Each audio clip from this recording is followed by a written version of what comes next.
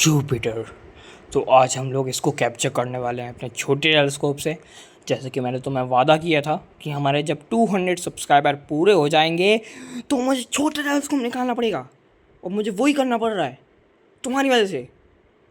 चलो कोई नहीं, अब क्या ही कर सकते हैं हम लोग, कैप्चर तो करना ही पड़ेगा, बोल दिया है तो। चलो ठीक है, तो आज हम लोग करने वाले हैं जुपिटर को कैप्चर।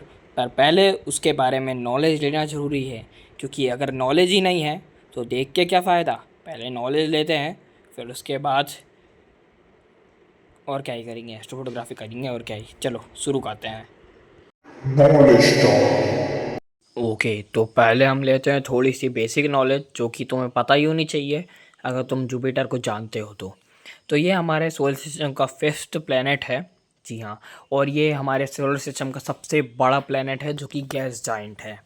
और इसके पास टोटल मिला के 67 मून्स है, 67 मून। हाँ, तो हमारे जब अगर सोलर सिस्टम को 2 बार भी अगर मिलाया जाए ना, मतलब सारे सोलर सिस्टम का मास, सन को इंक्लूड नहीं कर रहे हैं हम लोग, प्लैनेट्स, जब भी इसको 2.5 गुना ज़्यादा बड़ा है ये, मतलब 2.5, हमें मतलब 2 बार अगर सोलर सिस्टम, 2 और आधे बार सोलर सिस्टम को इसके अंदर डालना पड़ेगा जब जाके इसका साइज़ बनेगा।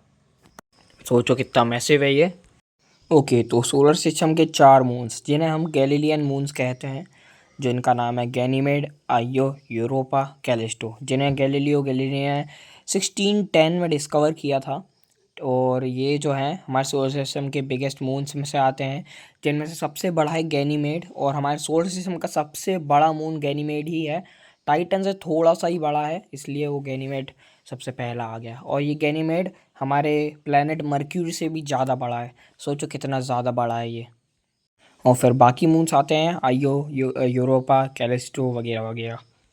इन चारों मून में से कुछ मून्स पे तो लाइफ होने की भी संभावना है, मतलब उनके जो सरफेस के नीचे ओशियन डिस्कवर हुआ है साइंटिस्ट के द्वारा।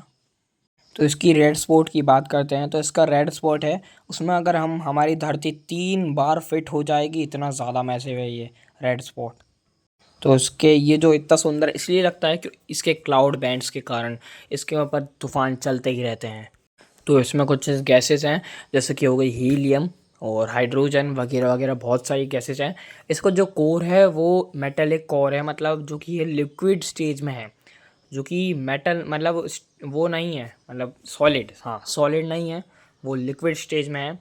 क्यों ऐसा क्यों है? ऐसा इसलिए है क्योंकि इसके अंदर इतनी हीट जनरेट करता है ये, मतलब समझ जाओ सूरज से जितनी इसको हीट मिलती है उससे ज़्यादा हीट ये अपने कोर से ही जनरेट कर लेता है। चलो एक फ़न फैक्ट बताता हूँ जुपिटर के बारे में।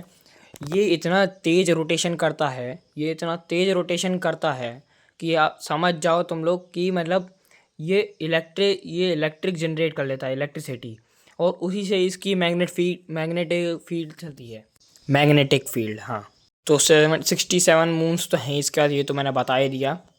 तो हमारे जो अर्थ से सबसे ब्राइटेस्ट प्लेनेट में ये तीसरे नंबर पे आता है। फर्स्ट पे है मून, सेकंड पे है वीनस, और थर्ड पे आता है हमारा जुपिटर, सबसे ब्राइट में से। इसका एक दिन 10 घंटे का होता है, 10 साढ़े 10 घंटे का इसका एक दिन। और अगर इसके साल की बात करें, अगर इसका एक साल हमारे धरती के साल के बराबर गिने तो धरती के 11.5 साल लग जाएंगे इसका एक साल कंप्लीट होने में। और एक और फैक्ट बताता हूँ, तो एस्ट्रॉयड बेल्ट के बाद जो भी प्लैनेट्स होते हैं सारे के सारे गैस हैं, गैस से बने हुए हैं, और जो कि आइस जाइंट्स हैं और गैस जाइंट्स हैं। और जो हमारे एस्ट्रॉयड बेल्ट के आगे तरफ बने वो सारे रॉकी प्लैनेट्स हैं, मार्स, जुपिटर नहीं, ओ सॉरी जुपिटर नहीं, मार्स, अर्थ और मर्क्यूरी, वीनस, ये सब।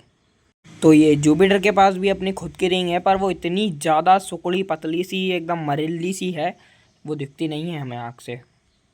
ओके, तो बहुत नॉलेज हो गई जुपिटर के बारे में। अब चलते हैं। वैसे मैं बताना चाहूँगा इसके अंदर हमारी धरती ऐसी 1300 धरतियाँ समा जाएंगी इसके अंदर, इतना ज़्यादा बड़ा है ये, और हमें लगता है कि ये प्लेनेट है। चलो चलते हैं कैप्चरिंग करने, फटाफट से, बहुत बातें हो गई। ओके, तो मैं आ चुका हूँ हमारे छत पे, और यहाँ पे मैं टेलीस्कोप को सेटअप कर रहा हूँ, और सामने ही मेरे जुपिटर है, शायद से तुम्हें दिख रहा होगा वो चमकता हुआ। जी हाँ, वो घर के बगल में।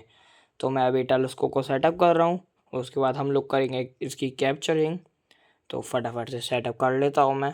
और मेरे को सेटअप करने से पहले कॉलिमेशन चेक करना पड़ेगा, कॉलिमेशन पूरा करना भी पड़ेगा। तो मैं अभी आईपीस जमा रहा हूँ, फिर उसके बाद कॉलिमेशन करेंगे, फिर हम लोग जुपिटर को कैप्चर करेंगे। और मैंने पोलर अलाइनमेंट कर लिया है उसका EQ माउंट का। तो मेरे को मत बोलना कि ज़बरदस्ती कोई टेलीस्कोप को EQ माउंट में घुसा दिया है तूने। तो ये जुगाड़ है एक, ताकि मैं आसानी से कैप्चरिंग कर सकूं, ये ज़्यादा हिले नहीं। वैसे तो मुझे इसमें भी दिक्कत है, पर कोई बात नहीं।